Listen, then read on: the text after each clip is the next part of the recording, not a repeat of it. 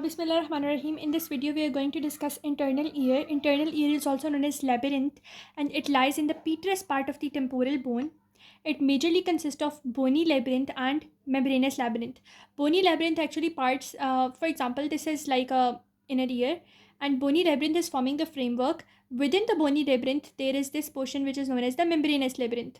So they are saying that the membranous labyrinth is filled by a fluid which is known as the endolymph, and the fluid that is separating the membranous from the bony labyrinth, the fluid over here, this is known as the perilymph. Let's have a look at the whole thing. So actually the inner ear is something like this. It has certain portions like this, but the majorly its framework is formed by bony labyrinth, and on the inside it is the membranous labyrinth, which is forming the interior. Between the membranous and the bony labyrinth, there is a fluid which is known as the perilymph, because it is surrounding the membranous labyrinth, and the lymph that is, or the fluid that is inside the membranous labyrinth, it is known as endolymph because it is inside the membranous labyrinth. The blue color thing is membranous labyrinth, whereas the white color one is the bony labyrinth and its boundaries. Now the bony labyrinth consists of three parts: cochlea, which is present anteriorly, vestibule in the middle, and semicircular canals posteriorly. So this is how the whole thing is present. This is cochlea, which is present anteriorly, vestibule in the middle, and the semicircular canals which are present posteriorly. Now we have cochlea. Cochlea resembles the shell of a common snail. So now cochlea, it forms the anterior part of the labyrinth, which is known as the internal ear, and it has a central axis which is known as modulus. For example, this is the central axis or modulus, around which the cochlear canals, they are going to make 2 and 3 half turns. So this is how cochlea resembles that of the shell of a common snail. Now the modulus or central axis, it is directed forwards, it is directed laterally, and its apex or midpoint, it points out towards the anterosuperior part of medial wall of middle ear. In this diagram, you can see the middle wall of the middle ear, or the medial wall of the middle ear, and you can see here the modulus. So the modulus is related to the medial wall of the middle ear in an anterior superior fashion, and the base of this modulus is directed towards the internal acoustic meatus. So this is how modulus is present. It has an apex and the base. The apex is related to the medial wall of the middle ear in the anterior superior fashion, and the base, it is related to the fundus of the internal acoustic meatus. Now this is the cochlea. It has an apex and a base over here. The apex of the cochlea has a small opening which is known as helicotrema. It is very important. Now we have a spiral ridge of bone which is known as spiral lamina, projects from modulus and partially divides the cochlear canal into scala vestibuli above and scala tympani below. So you can see in this diagram, this is the middle portion. This middle portion is actually the spiral lamina. This spiral lamina is going to divide the cochlear canal into two things. One is this portion, which is known as the scala vestibuli above, and this below portion, it is known as the scala tympani, and both of the scala vestibuli above and scala tympani below, they are connected to each other at the level of helicotrema, which is an opening in the apex of the cochlea or the modulus. Also in this diagram over here, you can also see that there is this spiral lamina which divides the cochlear canal into a scala vestibuli above, scala tympani below, and the division between the two passages is majorly completed by a basilar membrane, which is going to complete the division between the two scala vestibuli and scala tympani by the spiral lamina, and secondly by the basilar membrane. Now vestibule, it forms a central part of bony labyrinth, that is the inner ear, and it lies medial to middle ear cavity. What happens is that we know anterior portion, it is formed by this cochlea. Then in the middle we have the vestibule. Vestibule has a medial wall and a lateral wall. Lateral wall, it is related to the middle ear. Lateral wall of the vestibule is related to the middle ear and opens at the level of fenestra vestibuli, which is closed by the footplate of stapes. So this is the middle ear, and middle ear is associated, the medial wall of the middle ear is associated with the lateral wall of the vestibule, and both of them are connected to each other by fenestra vestibuli, and this fenestra vestibuli is covered by the bone which is known as the footplate of the stapes. Now this is the medial wall, and the medial wall, it is going to be related to the On the medial wall, we will have the internal acoustic meatus. Now in the internal acoustic meatus, it has two recesses. One is anterior recess and other is posterior recess. The anterior recess is spherical recess and the posterior recess is elliptical recess. Let's have a look at. So you can look at over here. This is the medial wall of the vestibule, and on the medial wall it has an anterior portion which is spherical recess and the posterior portion which is the elliptical recess, and on the posterior wall you can see the three semicircular canals, which are the anterior semicircular canal, the posterior semicircular canal, and the lateral semicircular canal. So the vestibule has a medial wall related to internal acoustic meatus, lateral wall related to the middle ear, medial wall by the means of fenestra vestibuli. Then on the posterior wall, we have the three semicircular canals which are opening into it.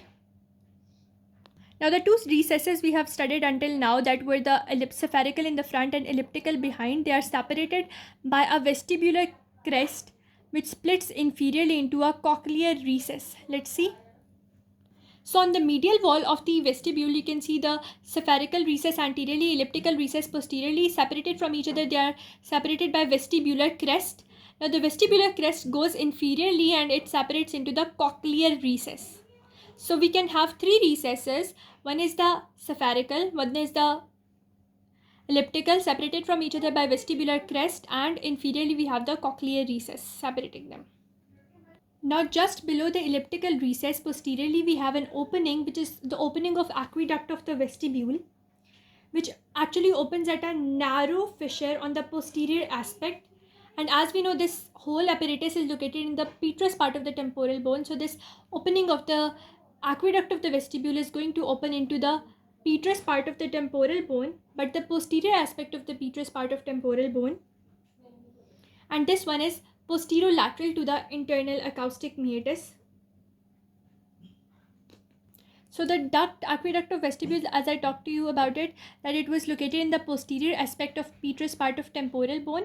Then secondly, it was posterolateral to the internal acoustic meatus, and it was plugged in life by ductus endolymphaticus and vein, and no perilymph escapes through it to exterior. So the vestibule is a middlemost portion. It has a medial wall, a lateral wall. It has a posterior portion connected to semicircular canal. Then on the medial wall we can also find the opening of aqueduct of vestibule, which is guarded by ductus endolymphaticus and a vein, but no perilymph can escape through it. Now we will talk about semicircular canals. So the semicircular canals are three in number. They are the anterior semicircular canal, the posterior semicircular canal, and the lateral semicircular canal, and each canal has two ends.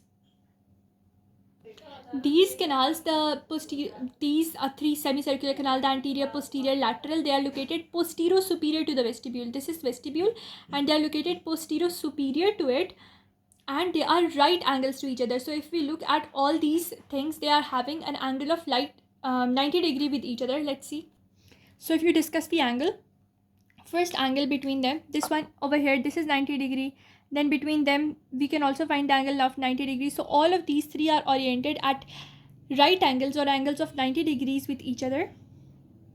Now each canal is going to represent 2/3 of a circle, and it is dilated and one and it forms the ampulla. So you can see the anterior portion, the posterior portion, the lateral semicircular canal, and they have dilated ends, and these dilated ends are actually known as ampullas, and as we know they are directed at right angles to each other. And these canals, because they were related to the posterior superior wall of the vestibule, so they are going to open into the vestibule, but by 5 openings.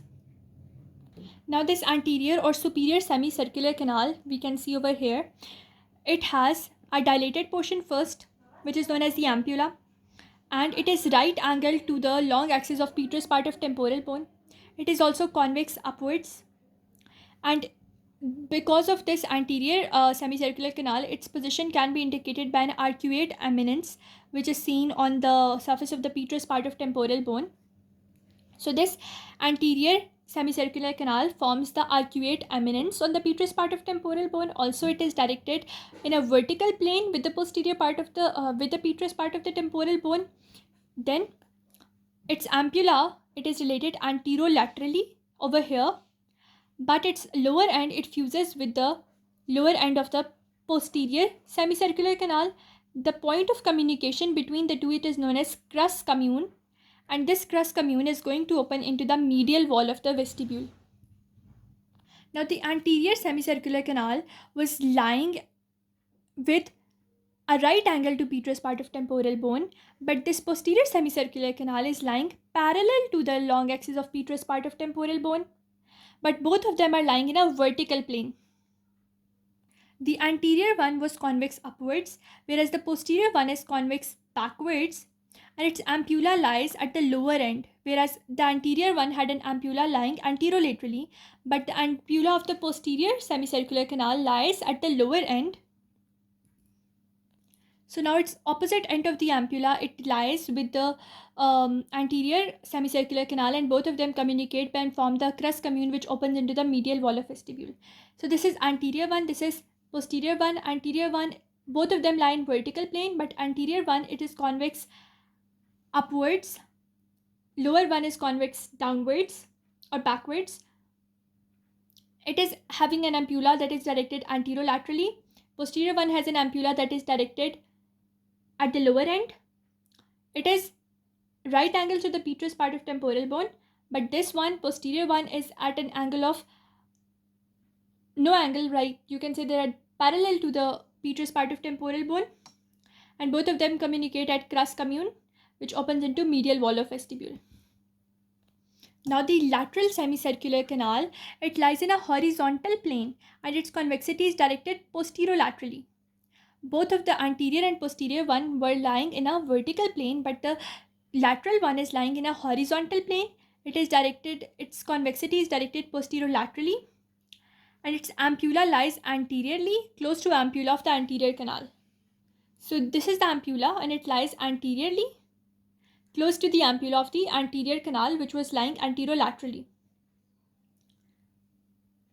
Also, we can note that the lateral semicircular canal of both the ears, they are lying in the same plane, but they are saying that the anterior semicircular canal of this side is lying in the same plane as the posterior semicircular canal of the other side. So they are forming a cross thing. So this is the anterior semicircular canal of one side and the posterior one of another side, and they are in the same plane. Whereas this is the anterior semicircular canal of the other ear, and this is the posterior one of other ear, and both of them are lying in the same plane. But the lateral ones on the both sides, they are lying in the same plane. So anterior semicircular canal of one side is having the same plane as the posterior semicircular canal of the other ear. So this is how their planes are directed. I hope you understood the internal ear, the cochlea, vestibule, and semicircular canal. In the next video, we will discuss the membranous labyrinth.